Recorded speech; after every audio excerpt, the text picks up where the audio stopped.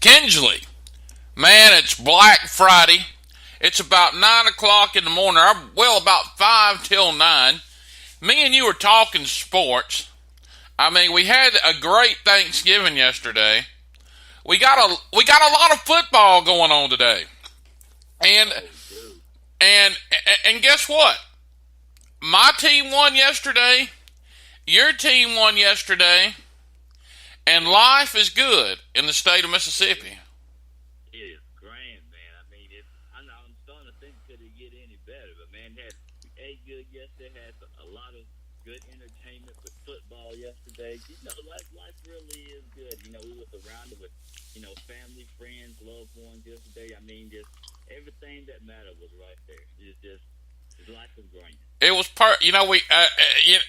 being a married man now, I got to eat Thanksgiving twice yesterday, which is always good.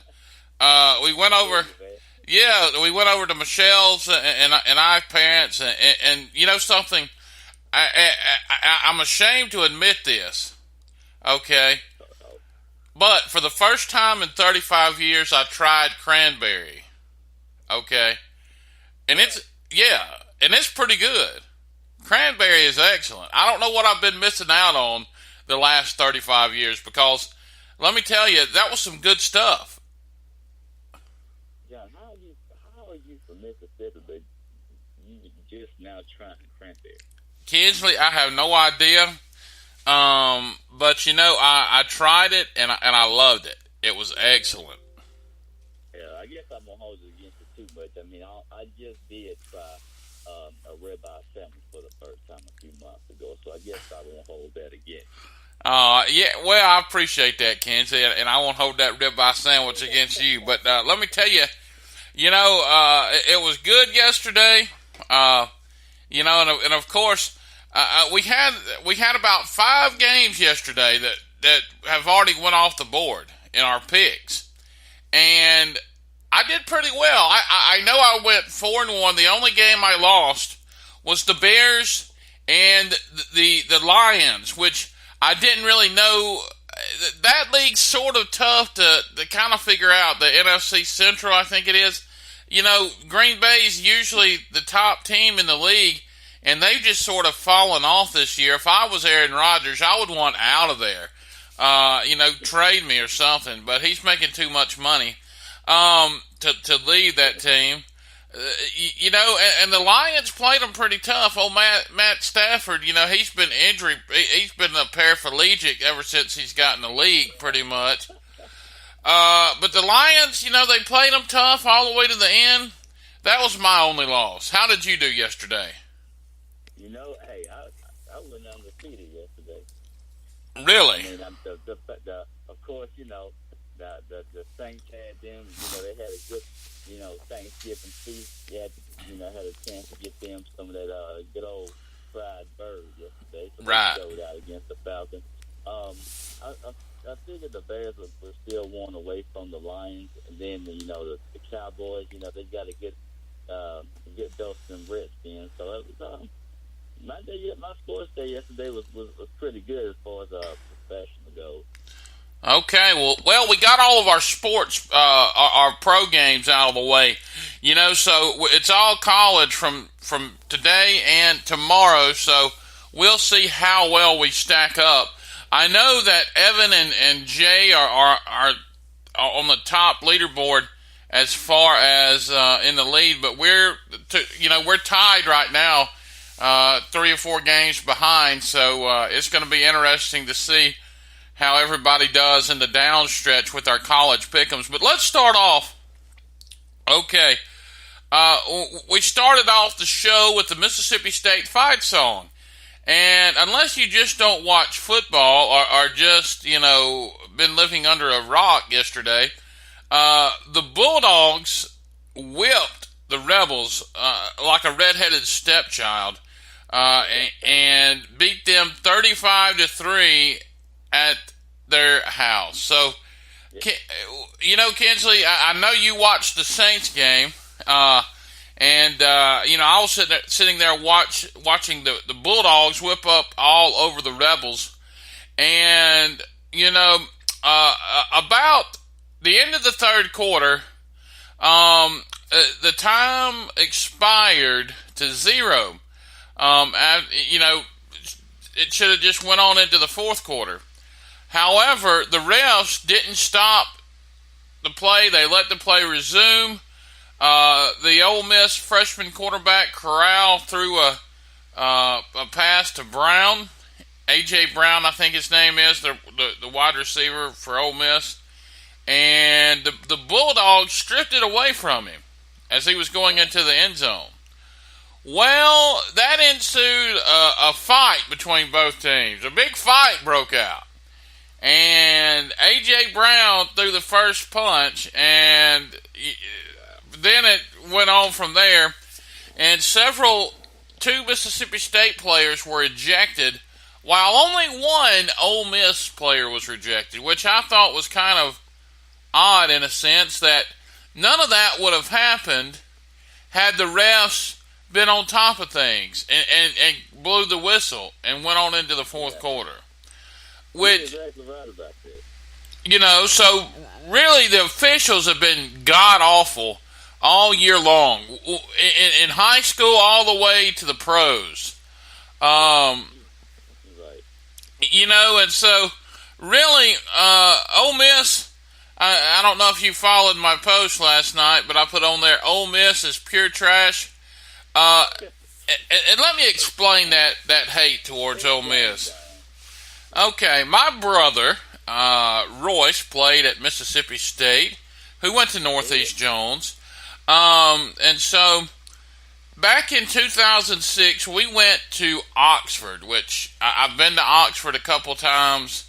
I'll never go back. It's just one of those most godforsaken places of the planet.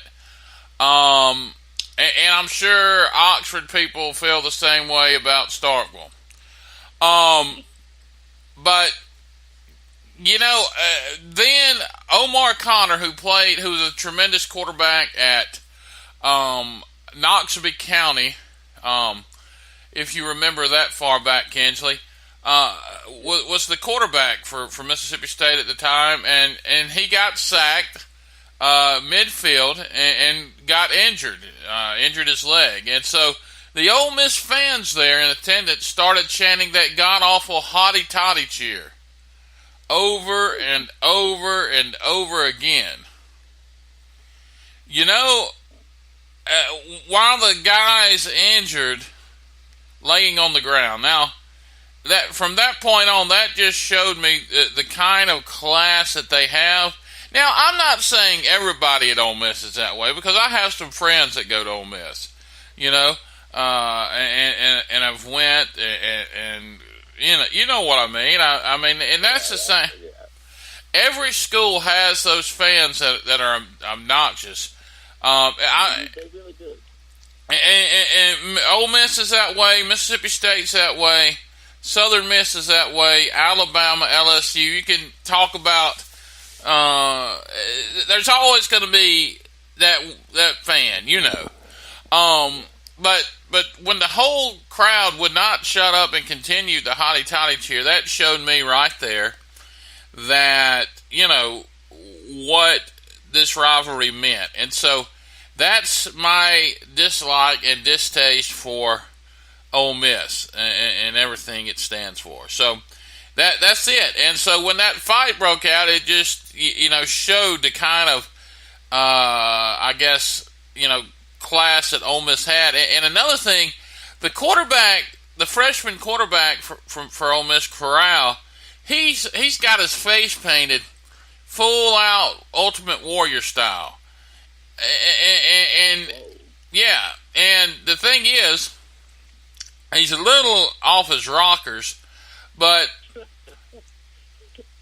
the reason he's playing was because Tamu got his pinky hurt. His pinky.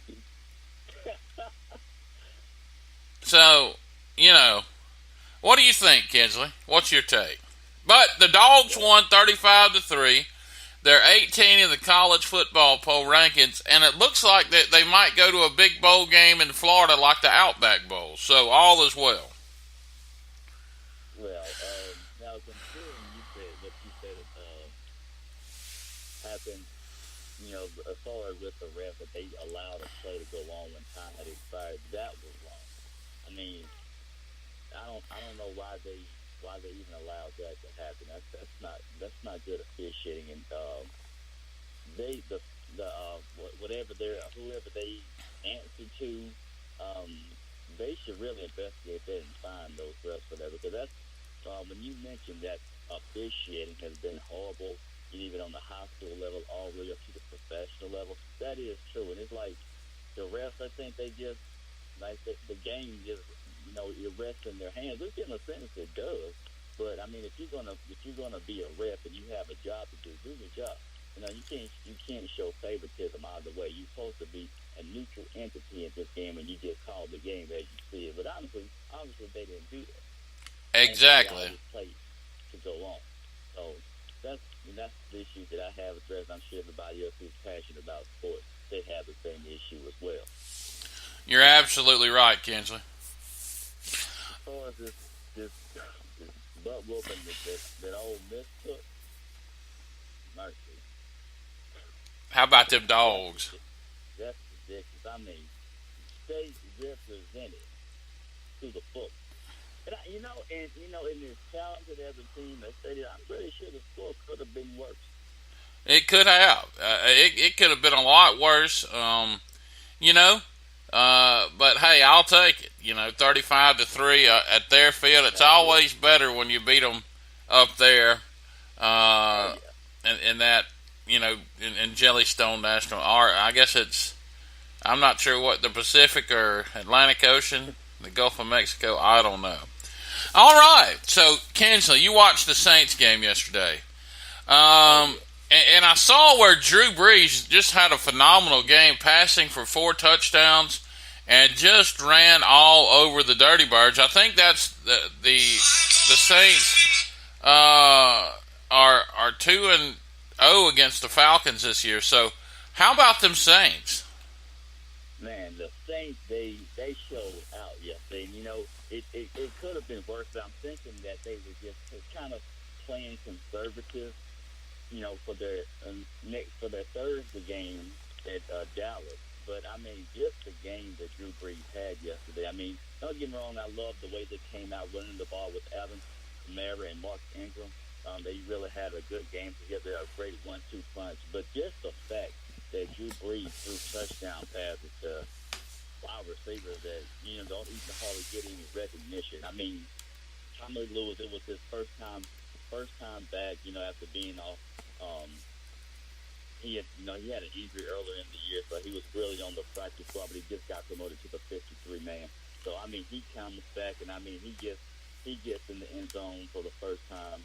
Austin Carr, Dan Arnold, and Keith Kurtwood. I mean, the guy that he'd been a practice squad player. I mean, since he got signed as an undrafted free agent.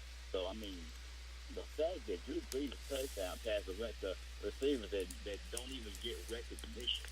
I mean, that really stands out. So, I mean, it feels weird, not hearing Michael Thomas, get to the end zone for like the first time this season. I mean, that just felt really weird. But I think, Sean Payton, he let him get a little game action in, but then you want to, preserve it for their game against the Cowboys. So, I mean, I was surprised at the way the Saints played yesterday. And I mean, of course, we love to beat the Falcons. I mean, that's our biggest